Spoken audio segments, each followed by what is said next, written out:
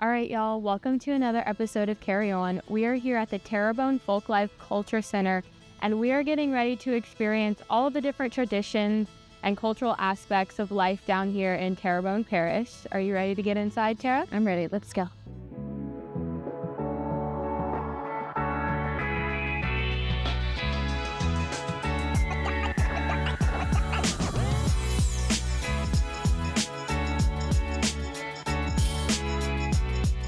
I'm here with Miss Ann Piku. She is the Main Street Director and really helps manage and oversee the Folklife Cultural Center here in Terrebonne Parish, which is really incredible.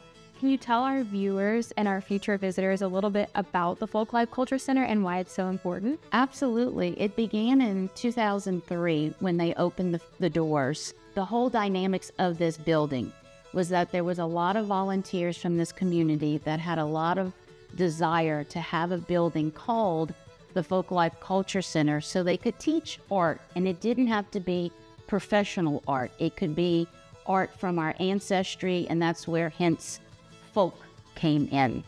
So over the years, we've been able to have people volunteer and teach classes here on knitting, crocheting, quilting, wood carving, which has been a very big hit in this community, as well as Cajun dancing. For a while, we had Cajun speaking classes, but it never really picked up the way we wanted to. But that doesn't mean we can't. So this building has a lot of heart and soul. There was a lot of love. There was a lot of time put into it to make people feel comfortable when they come here. And then when you do come here, you also get to see a lot of extra added values of our culture, whether it's our tools, how they first had to make the tools, then to be able to create homes and carriages and other things of our elements over the 100 years that we've been in existence. That's pretty incredible, and it's really wonderful that y'all are able to preserve some of these unique traditions. So the Folklife Culture Center is very fortunate that the Bourgeois family made a donation of antique tools as well as other antique artifacts that were used probably over the last 100 years for wood carving, as well as behind you is a whole exhibit of icing, the icing industry, and how that played a huge part in our area, because until electricity came in, hence the ice box is where people would deliver on a weekly basis ice. And the Bourgeois family had a large collection, and they allow us to display it here. So that's something to bring your children and grandchildren that wouldn't know that these things even exist. And in another room, we have wood carving. Some of them are prize winning, and some of them are true folk art pieces that now could, gather a lot of money.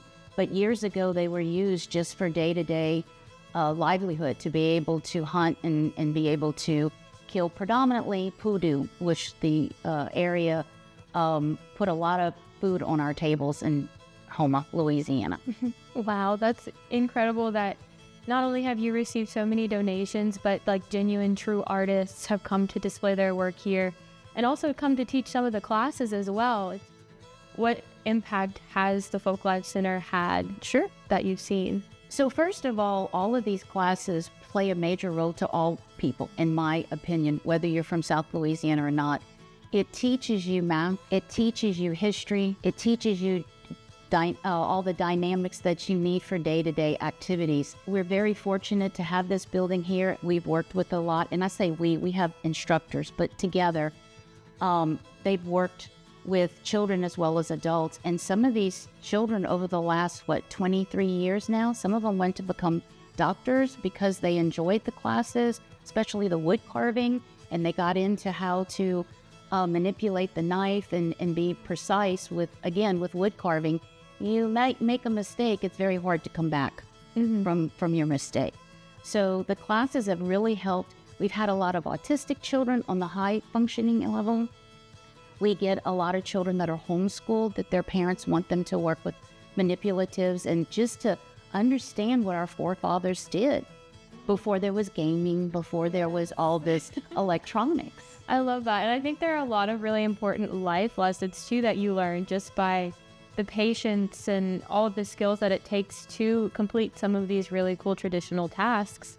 So I'm going to get you to just tell our viewers a little bit about how they can come experience the Folklife Culture Center and just all that it has to offer.